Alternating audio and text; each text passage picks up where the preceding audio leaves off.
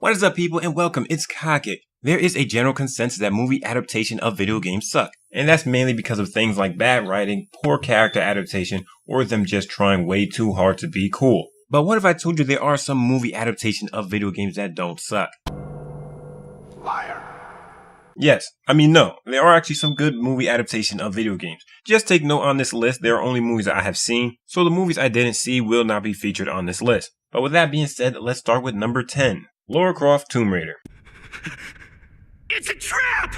This whole thing is a setup! Okay, don't freak out and hear me out real quick. I did mention I will only put movies that I have seen, and I am aware that there might be movies that are better than Lara Croft's Tomb Raider, like Yakuza the movie, but I haven't seen it yet, and I'm not going to sit here and act like I have. So with that, I wouldn't say Lara Croft's Tomb Raider necessarily sucks, and I wouldn't really say it's a great movie either. I would say it's a pretty decent movie, and to be fair, Angelina Jolie did do a pretty decent job at portraying Lara Croft.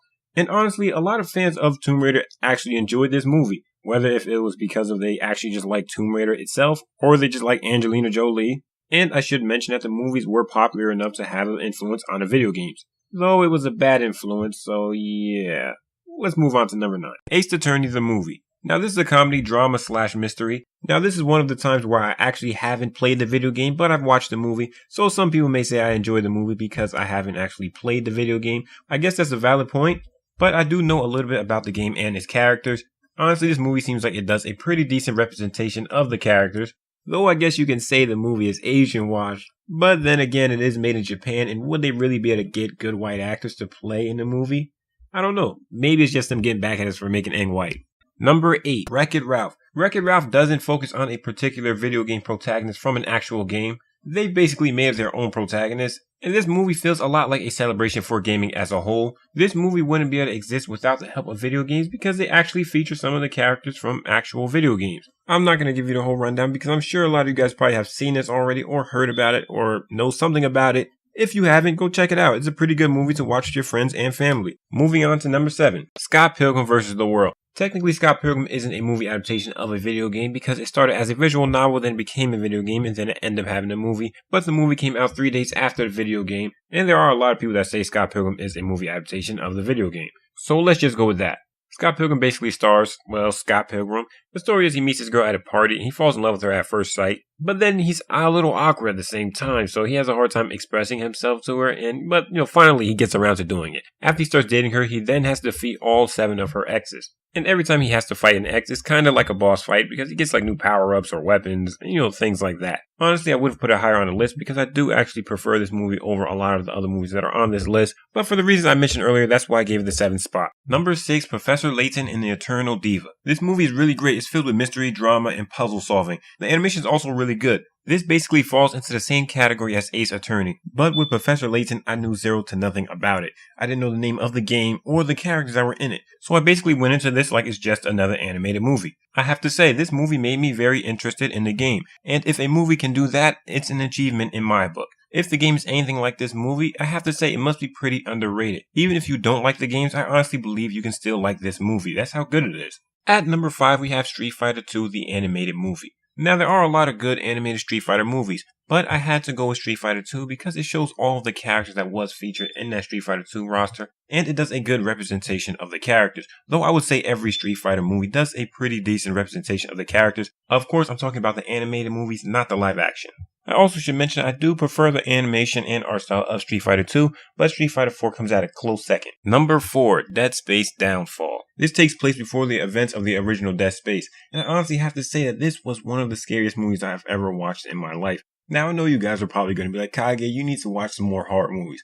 And honestly, I have watched a lot of horror movies. I've watched movies like The Ring, Saw, Jeepers Creepers, Nightmare on Elm Street. The list can go on. As of now, I just don't watch horror movies anymore because they just don't scare me. The reason why I have to say this is the most scared I've been while watching a horror movie is because it was a certain death scene. After that, I could not bear watching the movie anymore. And I actually got up and I was like, yo, I can't do this. And I left.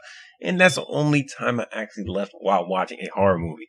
Now, I did come back and watch it a few days later, but it actually made me leave. So I had to say that this has to be like the scariest movie that I've watched, or at least the movie that scared me the most. And I'm sure if you guys watched it, you probably wouldn't be as scared as I was because I was very young at the time. But with that being said, let's move on to number 3. Tekken Blood Vengeance. What I do like about this movie, it looks like the cinematic clips for the video game. The fight scenes are actually pretty awesome, but you don't really get to see the Mishimas until the end. The movie focuses more on Xiao Yu and Lisa, so they basically are the protagonists of the movie, more of Xiao Yu, and it has a slight mystery tone about it. Now, if you don't like these two characters, there's a possibility you may not actually like this movie. And now that I'm kind of thinking about it, why did I put this at number 3? So you know what, since this is my list, I can kind of do whatever I want. We're going to put this at number 6, and Professor Layton is going to be number 3. Because honestly, I do believe that that was a better movie. Number 2, Resident Evil Degeneration. This is the movie that Resident Evil actually deserves, starring Leon S. Kennedy, my favorite Resident Evil protagonist, and Claire Redfield, also one of my favorite Resident Evil characters. Unlike the live action movies, Degeneration is actually canon to the story. Thank goodness the live action movies aren't, because they absolutely suck. But basically, it's just a regular Resident Evil story. An outbreak occurs, things are really getting bad, and they do have a team that was supposed to be taking care of the problem, but they had a hard time managing it. Of course, they had to call in my boy Leon. I did really like Leon's design and his voice actor in this movie, because he did have his Resident Evil 4 design, and Paul Mercier did his voice, which he also did his voice in Resident Evil 4, and that is my favorite version of Leon. This Resident Evil movie is a must watch. Definitely, if you watch that terrible live action movie, you definitely deserve to do yourself a justice and watch this one. Number 1, Final Fantasy VII Advent Children. This is a direct sequel to the original Final Fantasy game. This takes place 2 years later, and Cloud is kinda in a depression type state, and this is mainly due to what happened to Aerith, and he basically gave up fighting and stopped being a mercenary. He just started living his life as a delivery boy, which we all know that really wouldn't work out for him. And he also carries swords on him, so I don't really know how would he really expect that to work out. Because, if you give up fighting, I don't know why would you carry more weapons on you, but, that's what he does. I don't want to give too much of the story away, so I would just leave it at that. But Final Fantasy VII is my favorite JRPG of all time. And I have to say, it's pretty interesting that they used the movie as a send-off for the video game. With that being said, that is it for my list. I hope you guys enjoyed. Don't forget to comment down below and let me know you guys' opinions. What do you think should have been on the list, or what didn't make the list? Or what's your favorite movie adaptation of a video game? And don't let me tell you what you should like or shouldn't like. Don't go by my list. If you like the Resident Evil live action movies, that is cool with me. And I always like to hear you guys' thoughts and opinions. So don't forget to power up by hitting that like button, subscribe to join the guild, and as always, my boys and girls, have a good one, and game over.